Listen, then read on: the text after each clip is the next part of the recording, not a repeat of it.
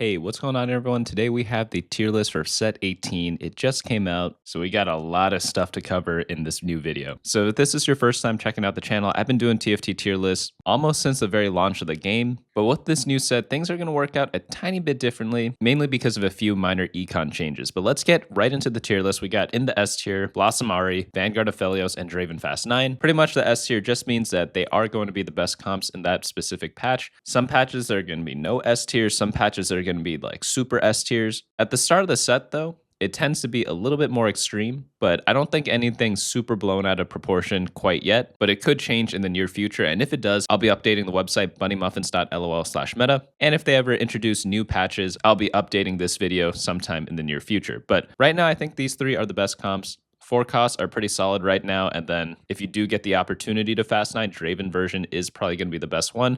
After that, we have the Elder Dragon Fast 9, we have Flora Malphite, Primal Nidalee, Invoker Nidalee in the A tiers. Kayle is pretty solid, Adaptor Reroll, Caitlyn Reroll, and Defender Cassiopeia, also a reroll. So we got a pretty good mix of comps in there of both Fast 8, Fast 9, and rerolls right now, which is pretty good for the start of the set. I'm going to be adding in the B, C, and everything else a bit later. So in this video, we're going to concentrate mainly on the S and A tiers. I always recommend sticking to these in maybe like 90-95% of your games. So if you play like 20 games in a patch, 18 or 19 of them, probably going to be something in the S and A tier. But let's start off with Blossom Ahri. This one's going to be a Fast 8 comp because you're going to be playing around a bunch of forecast units. We have Set, main tank, Ahri, main damage dealer, and then we have Xayah and Sivir as backups. And then in the late game, Ashe is going to be a pretty good secondary carry. But pretty much you're rolling for like 4 forecasts, 2 of them being very critical to your team. But obviously you can play around a bunch of different stuff too. But pretty much what Blossom does is after combat, your wisps get empowered. Blossom champions gain AD and AP and max health. And pretty much this just gives you a lot of opportunities to play around the new set mechanic, which are going to be the wisp, which is a pretty good bonus to this trait. But pretty much the trait itself is pretty simple. You just gain a bunch more stats. So pretty standard items work pretty decently on them. On Ahri, you have the Shojin, Jeweled Gauntlet, and the Striker's Flail. So you got a mix of critical strike chance, mana regen, and damage amplification. On Set, standard tank items will do pretty much anything. You don't need to build exactly what you see here. Unless I like specifically mention it. For tanks, you could pretty much build anything on them. And that's definitely the case here. And then in the back row, we have Ashe. She's going to be an attack caster. So that's why the Shojin and then the utility items are going to work pretty well on her. Leftover items can go on something like Gnar, but pretty much that's going to be the gist of the comp. As for augments, you pretty much want either econ augments or some item augments. Both work because you have a lot of people you kind of want to itemize, but you also need enough gold to get to level 8, roll down a bunch in order to hit everything 2-star, and then eventually go level 9 because level 9 is where you need to reach in order to play for like first or second. So whenever you pick your augments, all those factors are going to have to be considered and you're going to have to calculate it relative to your board state. If you have a lot of econ, maybe you don't need even more econ. Maybe you want some items. If you have a lot of current power and you're a bit poor, then you want econ augments, right? So that's kind of how you want to do that. In order to play this comp though, you need early blossom. So if you do get that, it just makes the comp a lot easier to kind of set up. You could use something like Karma and Warwick as some nice little item holders in order to go into your comp later on. So you can use something like a Karma and 3 Blossom in order to transition into the late game, which is going to be the Ahri carry in the backline. So pretty much the game plan. And again, I have the full guide written out here, how to play section, some random tips you have, items, augments, whatnot. All that's available on the website, bunnymuffins.lol/meta, but I'll be going over the summary here. But if you're better at reading, if you like sitting down and studying, the website's going to be the best resource for that. But pretty much the game plan is just having 3 Blossom as the opener. It's one of the strongest openers right now, especially if you have an AP item slam. So if you do end up getting that, you just get really strong Wisp and you just get to win streak a lot in the early game. And especially with the Wisp, you can break a lot of other people's like super strong boards just because of the power of the Wisp. The late game goal is to get to level 9 to unlock Ashe. 5 costs, especially specific ones, are pretty hard to get at level 8. So you can't just stay level 8 forever. You do have to eventually go 9 in order to kind of guarantee unlocking her. If not, the comp does kind of fall off there. But pretty much you just want to set up a big roll down on stage 4-2. You want to win streak a little bit in the early game. Doesn't have to be a perfect win streak, but it obviously definitely helps. But one key trick about this comp is not to make the luxury upgrades when you're doing your big roll down. So oftentimes when I say fast 8, I say stuff like, oh, get to level 8, roll down like 40, 50 gold. Normally that's enough to kind of fit everything. So in this case, it's a little bit different though, because you don't need like Sivir or Xayah 2-star in order to get your comp rolling. They're more like complementary trait bot units or random stuff to play on your board. What you want to focus on is just the Ahri. So if you do not have items for Sivir or Xayah, do not 2-star them. But if you happen to have like, let's say a bunch of Thieves Gloves or something like that, in which case you can itemize everyone, then yeah, get them 2-star. But if not, a lot of people go broke when they play this if they just look at a random guide because they 2-star, unitemized Sivir 2 and Xayah 2, and then wonder why they can't reach level 9 later and lose every single fight. Another thing you can do is play Krug for Brawler before finding your Gnar. That's a nice little setup unit before you get into your super late game comp. Another thing that's going to be really good to do, and I think it's the most important tip here, is for Ahri, prioritize aiming into clumps, but she also has a pretty good chance of sniping backlines if you're on the same side as the enemy carries, so try to same side people whenever you are playing this comp. But yeah, overall, very solid build, fast 8, pretty standard, nothing too crazy going on there. Let's move on into Vanguard Aphelios. This is going to be a generic frontline 4 trait. And in the back line, you just got like a nice little attack damage carry. This one's going to be a fast 8, fast 9 build, but it has the one caveat of you need to play high tempo and have a lot of items when you play this, because as you can see on the board here, we got the Sentinel, Brambleback, Aphelios, and Mamabeak all geared up and ready. You're going to be running the 4 Vanguard, 3 Riftbeast, 2 Lunar, 2 Rapid Fire, 2 Ravager, and 2 Summoner. And then you run a main tank, a short range carry, and then a range carry. So pretty much for this one, with tank itemization, I'm going to be prioritizing the Protector's Vow here on the Sentinel. The reason why is because he's got a great effect on his ability. He's going to be slamming the ground and knocking people up. And also, whenever he casts, your allies gain a nice little buff there. So that's why you want to be playing the Sentinel and putting the Protector's Vow on him. And then Brambleback, he's got pretty standard melee items. You just want some sort of way to not get crowd controlled with the Quicksilver, some attack damage, and some durability with the Sterix Gauge. But obviously, a lot of his items can be swapped out for other things too. So one thing to know whenever you are playing this is that Aphelios is a good game plan when you have a good attack damage opener, but can't quite bridge the gap to play level 9 and play for Draven. So if you're just defaulting attack damage items early on, he's a great unit to kind of play into because he's a 4 cost, and he actually has pretty flexible items. He could kind of use all sorts of different things. In this build here, he's got the IE and the Kraken Slayer, so he can use both the caster and the marksman style type of build. So that's why he's a bit flexible in terms of that. And the front line can also be flexed too. So Vanguard is going to be the default just because Sentinel's so good, but you could use a bunch of different front lines for him instead. So what you want to do when you play this is just play AD early on, or attack speed also works too. Gwynsu's is pretty good in the early game, but in the late game, other items such as red buff might be a bit better, but obviously it's not the end of the world if you have it on your Aphelios. And then as you're playing the early and mid game, try to gear up for a roll down around stage 4-1 or 4-2. Sometimes people kind of cheese rolling at 4-1 just because Sentinel's really contested right now. He's just one of the best 4-cost tanks in the game, or most contested at least. So that's one little thing you do have to look out for whenever you are playing for this, because sometimes if you wait too long to roll down for your comp, you can't find the front line. If you guys played set 17 at all, you remember that like Nunu was a super contested unit, and sometimes if you can't get him, you just kind of lose the game, even if you had a fantastic early game. So what I'd like to do to try to mitigate against that is to hold Set and Krugs to replace 2 Vanguards and just use those units as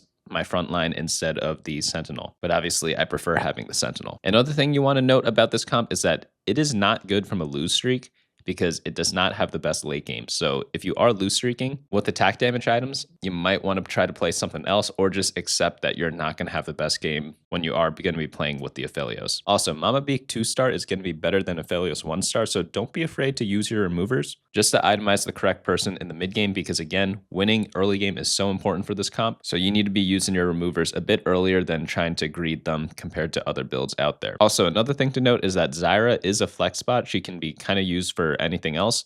So if you do find some like sick legendary in the late game, you could always just replace her and put something else in there instead. But overall, pretty standard AD comp out there. Most AD comps, I don't know why, but they generally do fall off in the late game when they're 4 costs. And this is definitely one of them. So you could either use this to win a lot in the early mid game and then pivot into something else later, or you just have such an overwhelming advantage that you reach like level 10 and play some cool stuff there instead. But let's move on into the next comp, which is going to be Draven Fast 9. This is going to be the last S tier comp. So Fast 9 is always viable, but you have to know when to go for it. So honestly, the board you see on your screen here does not really matter too much. You could play all sorts of different things, but the most important thing whenever you are playing for level 9 is to be able to go to level 9 9 by at least stage 5-2 or earlier. That requires having either a lot of econ or super win streaking. So if you have an augment such as level up, invested, things like that, then yeah, you could go for fast 9. But you also need to be decently healthy. If you reach level 9 and you only have like 15 life, for example, one bad loss from some like super cash out player means you just lose the game even if you hit everything 2-star. So that's why whenever you play fast 9, you have to be very careful and choose your spots wisely, because you need at least like 40 HP to play fast 9, or like at the very least 30, and the ability to go level 9 at around stage 5-2 with like 50, 60 gold to roll down with. A lot of requirements there, but if you do meet all of them, you pretty much win the game. Getting 2-star everything, you don't even have to do everything. Just getting 2-star of like your main item holders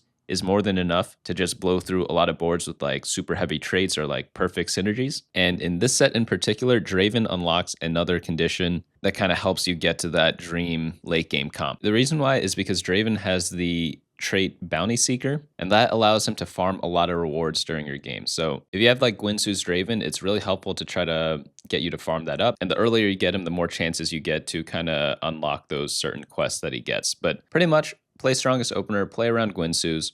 So you can build the Gwynsu's and try to go for Aphelios or Draven, as we talked about. And then in stage 3, try to stay strong. If you get your win streak snapped, it's not the end of the world, but maybe you could consider pivoting into something else. If you have like a super econ augment, such as like level up or hedge fund, then yeah, you can probably still get to level 9. But if you didn't, then maybe you should do the Aphelios build instead.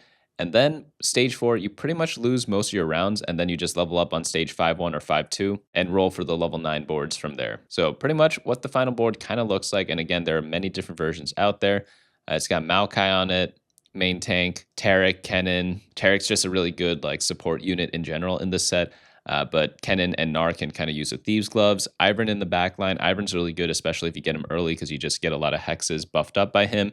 And then Draven in the back with sometimes Ezreal as the support. But pretty much all you need with Draven is just Rageblade and a strong frontline. That way you just stack the Rageblade and then nothing else really matters. Legendaries are just one way to kind of get into that pretty easily. But overall, pretty solid standard Fast 9 comp. Plays similarly to all the other Fast 9s we played in the past. Speaking of Fast 9, we have a different version which plays around the Elder Dragon. So this one has the same exact requirements, like lots of econ, ability to go 9 by 5-2, and lots of Thieves' Gloves to itemize all your 5-cost 2-stars. But the star of this show is going to be the Elder Dragon instead of Draven. Obviously, you can still play Draven, but Elder Dragon is going to be really solid in terms of just, well, wrecking a lot of teams. He's going to be a melee carry, so he kind of fits that role of both like a tank and DPS.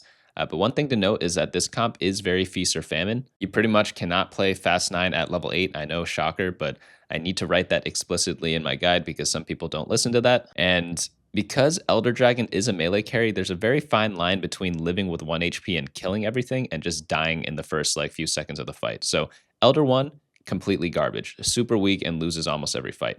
Elder 2 pretty much wins every fight because he's too tanky and he also deals too much damage for people to deal with. So if you can somehow guarantee 2-star Elder Dragon, so if you have like a champion duplicator on your bench, maybe even 2 of them, then yeah, go for this comp. You're not going to regret it at all. But if you're broke and you can only do like a baby Fast 9, like maybe you get to level 9, you only have 30 gold, probably want to pass on this, play something else instead, maybe go for the Draven version, because Elder, he really just works at 2-star and you're going to be super disappointed in every other situation. But pretty much early game, mid game, going to be the same. Play strongest opener, slam ADs, and do not actually commit to this unless you can go level 9. And if you get your streak snapped, Bramble and Aphelios is a good fallback.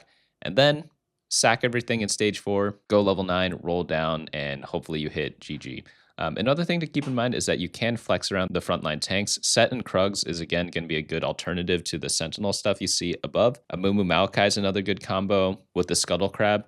And obviously, Sentinel Taric is going to be pretty solid as well. Playing all of these still gets you like the 3rd Riftbeast, which is really nice. So you can get the Alpha Mark buff on your unit. And keep in mind, if you are playing Draven, you absolutely must have Gwynsu's. It's just his best item by far. And Maokai scales with game length, so the earlier you can hit him, the better. Honestly, like a lot of different 5-cost units right now, they do perform better if you get them earlier because they have some sort of bonus that you want to kind of utilize. Decent comp, just another option at level 9, especially good if you have champion duplicators. Now let's go into Flora Fatalis Malphite. This comp is pretty fun. It runs the Soraka and Fiddlesticks for Flora Fatalis. And it also runs Xayah secondary carry or utility carry in this build. This comp is also really good with the augments that benefit from a lot of different traits, and it's also pretty good with a bunch of different emblems because you could kind of add in a lot of random cool stuff there. So pretty much though, Malphite main tank, he's going to be a Stoneplate tank.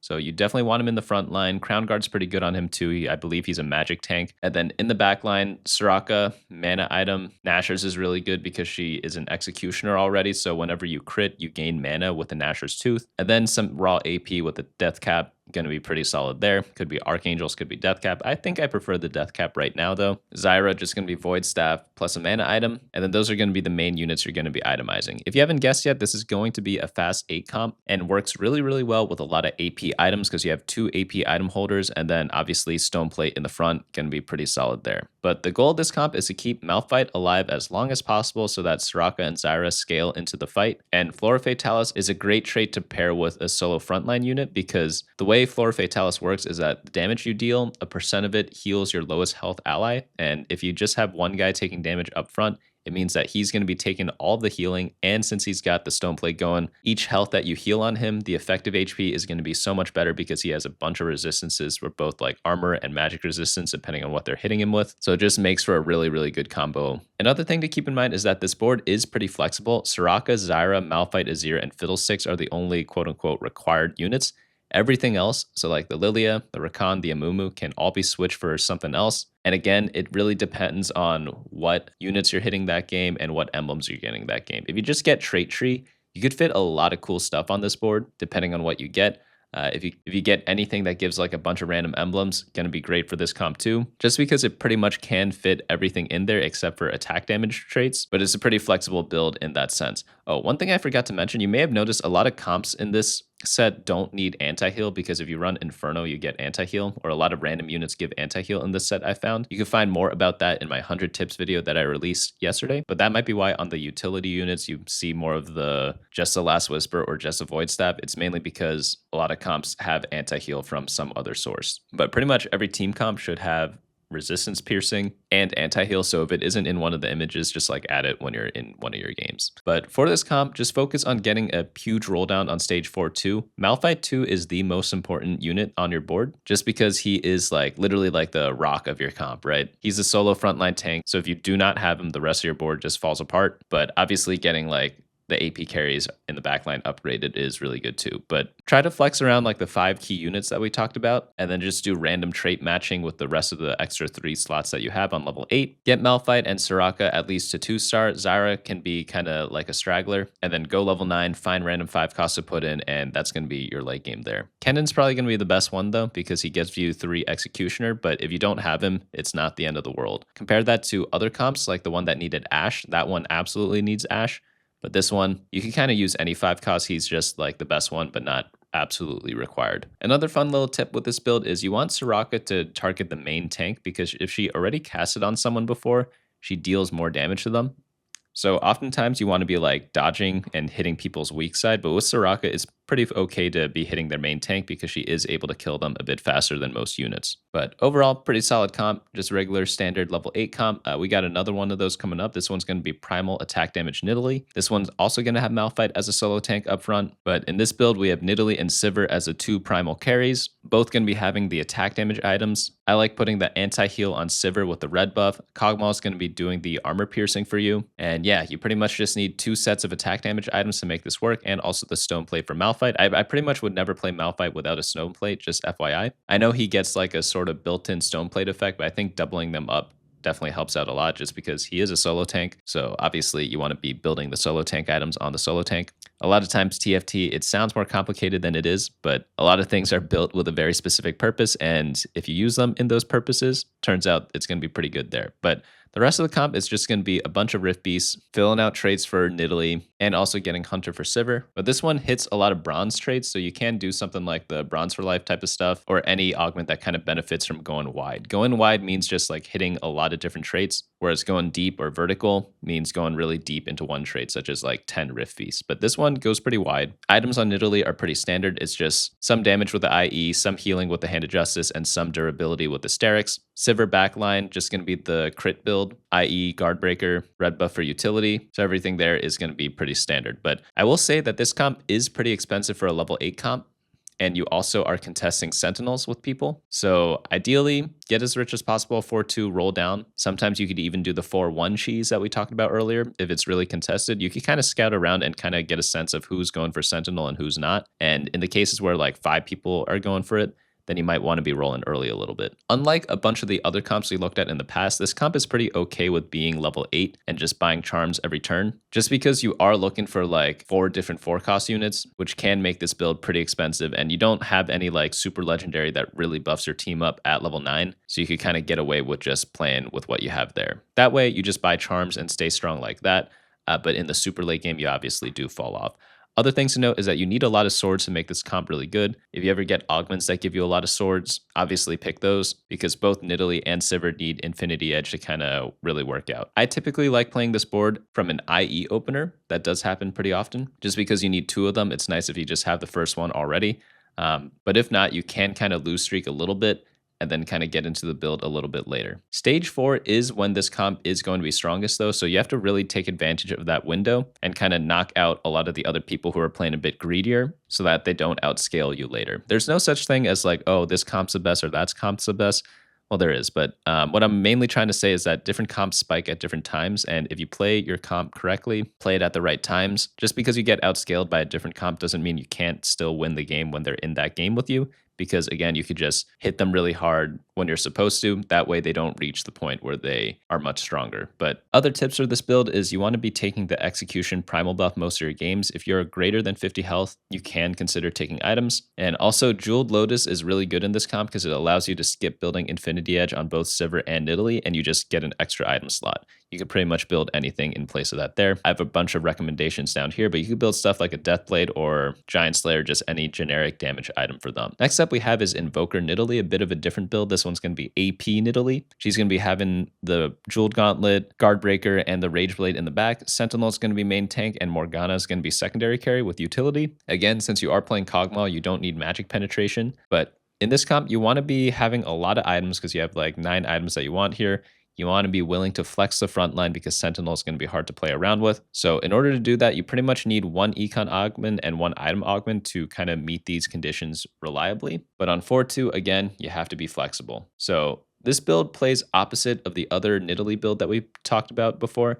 You want to play around the Jeweled Gauntlet build this time, or Morello or Guinsoo's, as pretty much any AP item holder can use these pretty decently in the early game. The reason why is because you don't need any of your early game units. The only cheap unit you play in this build is going to be Rakan, so whoever you put your items on, you don't need to use item removers on them. You could just sell them and let that be that. So any AP that you 2-star, you could play around with just that unit in the back line and then some tanks in the front line, going to be more than enough to kind of get this build going. For augments, again, you want the econ and the item augment. So if you took an econ 2-1, click items 3-2, and if you took items on 2-1, take econ in stage 3-2. And then stage 4 augment doesn't really matter. It's just whatever you need at that point. You just want to set up your roll down for stage 4-2 and go for the Morgana Nidalee Sentinel build. Be flexible though. You don't need 4 Vanguards. So unless you hit Sentinel 2 or Taric, you don't need to go for that. You could also consider running a Mumu with Rakan, or even going for something like Set with Krug or Gnar. At level 9, you could look to go for Elune or Taric to cap out and try to win the game with those 2 units. Last up for tips, I think the most important one is that Nidalee's itemization is much more specific than Morgana's. Like, you don't really see this mix of items on any carry that we've seen in TFT before. Maybe that changes in the future. Pretty much the mandatories is going to be Guinsoo's and Jeweled Gauntlet on Nidalee, and then for Morgana, it's going to be a Morello, which means that you need 3 rods for this comp. So on your carousels, you definitely want to be taking those as much as possible, because you could obviously use them for other things after that. But let's move on into our next build, which is going to be Kayle Reroll. We get into some of the rerolls now. She's going to be a 2-cost reroll. But you kind of play this kind of like a 1-cost, if that makes any sense. There's a standard version and there's the Eclipse version here. Both work. Eclipse is just having 3 lunar, 3 solar. But pretty much this comp is S tier with Cursed Crown. The reason why is because you could remain low level while still fielding a ton of units. So if you ever get that augment offered to you early on, just take it and pretty much don't look back. But this comp is mainly going to be revolving around Xayah and Kayle. You need a bunch of items and also a bunch of econ, but you pretty much need to 3-star 5 total units for it to come online. So that's going to be pretty difficult in a lot of cases, which really means that you need a reroll augment to make this work. Reroll augments are stuff that gives rerolls or champion duplicators, but pretty much the endgame board in both versions is going to be Ornn main tank, and then Kayle and Xayah as the 2 damage dealers, and then Leona as your utility item holder. But pretty much having a lot of items in the early and mid game is incredibly important to stack up Ornn's Forge and also to save HP. So you want to be getting both reroll and item augments for this to happen, which makes this comp a little bit situational. That's kind of why this is in the A tier, not so much in the S tier, just because it has a lot of these weird requirements that you kind of have to build around. Contrary to most reroll comps, you do not want to be lose streaking in the early game. Ideally, you play from a win streak in stage 2 because it makes up for low rolling on stage 3 and 4, meaning that you might not hit your units on time. So what you want to do before deciding playing this comp is to scout a bunch, make sure you're not contested, and also get a decent opener for this.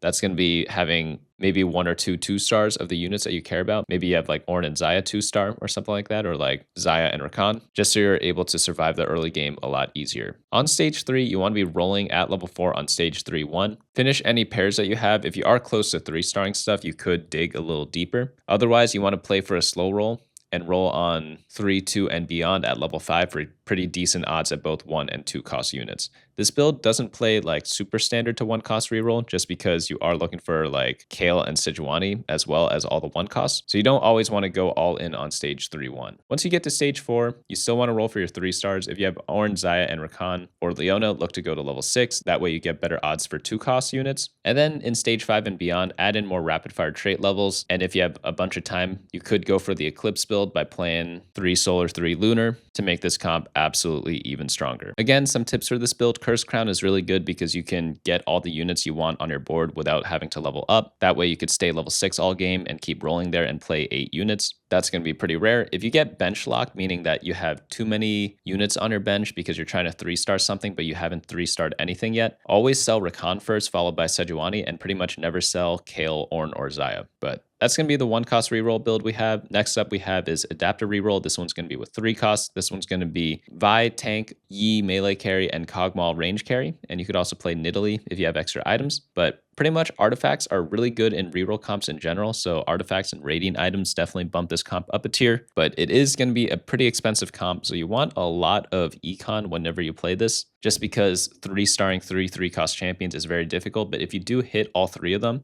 you pretty much win the game. What you want to do is play around your Master Yi orb if you get it early on. He is really good in stage 2 because melee carries in stage 2 have that dual role of both tanking and dealing a bunch of damage. And one thing to note about Master Yi is that he's pretty much like a stat check unit. He's strong when he's strong and he's weak when he's weak. So you need to hit him before you normally hit 3 cost units in order for him to work effectively. And if you hit him late, he's pretty much useless after that. Kind of like how the Elder Dragon works, 1-star versus 2-star. Big difference there. Same thing with the Master Yi. Same thing with most melee carries in general, actually. But pretty much in the early game, if you get the E from the orb, that's going to be the best way to play him. Play your strongest board around him, typically going to be 3 Blossom and an artifact item. And do not hard commit to this line unless you have an artifact or a bruiser emblem. I have a little small tier list of a bunch of artifact items down here for Master Yi. Essentially, it's going to be Hellfire Hatchet, Wit's End, Flicker Blade, Brawler's Emblem, and Rapid Fire Cannon as kind of the weird items that are really good on him. And pretty much every item's going to replace Titan's Resolve on him, except for Flicker Blade, which is going to replace Guinsoo. So you see here, he's got the Edge of Night, Rage Blade, and the Titan's Resolve. Pretty much want to be replacing Titans with the artifact item in most cases. Then once you get into stage 3, by stage 3-2, you want to be rolling down and getting Master Yi to 2-star if you haven't gotten him naturally or something like that. Pretty much if I have a pair of Yis, I might roll for it. And if I only have 1 Yi, I probably am going to look to pivot into something else. You could also do this on stage 3-5 also. And then in stage 4, that's when you want to be slow rolling for Yi 3. And then one little tip I have is all in a little earlier than you would with other builds, just because Master Yi is going to be that important. But after you reach level 7, whether it be in stage 3 or stage 4, slow roll, get all the upgrades to 3 stars, and pretty much go from there. So what I want you to do is obviously focus on Vi and Master Yi because you need a tank and a damage dealer.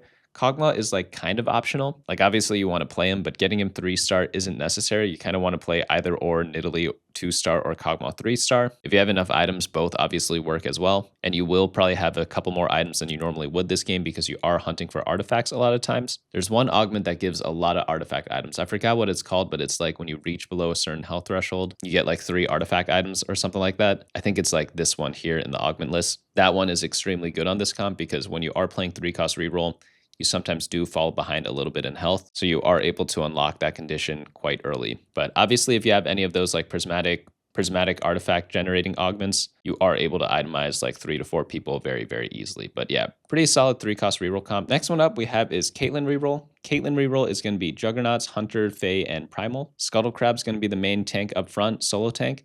And then you're going to have Caitlyn, damage dealer in the back with secondary as Sivir. Sometimes you don't really make it to Sivir just because you're doing 2-cost reroll. It's a bit expensive to get there. But pretty much all you need is the Rage Blade Kraken combo on Caitlyn. Third item doesn't really matter that much. And then Stoneplate absolute mandatory on Scuttle Crab plus 2 other tank items. I prefer having health items on him with this. It combos really well with the Stoneplate. But this is just going to be a bit more of a standard 2-cost reroll comp. Like all the other rerolls we kind of went over, they have like minor variations to whatever standard is for their cost levels. But this one, 2 costs, pretty standard. You just roll around Caitlyn and the Scuttle Crab at level 6, generally around stage 3-2. If you get them from an orb, that's typically when I look to play one of these. But the items are decently flexible. You don't have to lock yourself into this comp. For example, Draven uses a Rage Blade pretty well. So if you like win streaked early with these items that you slam, but you don't have a Caitlyn on stage 3-2, you can just play other stuff there or play into Aphelios or something like that. But that's pretty much how you're going to be playing around stage 1 and 2. But typically I just play around this with the orbs just because it's a little easier. But of course you could just use her as an item holder for something else. But stage 3-2 is going to be the most critical point of your game with this comp. 2 Hunter 4 Juggernaut's going to be great. And obviously like Caitlyn 2, Scuttle 2 going to be great.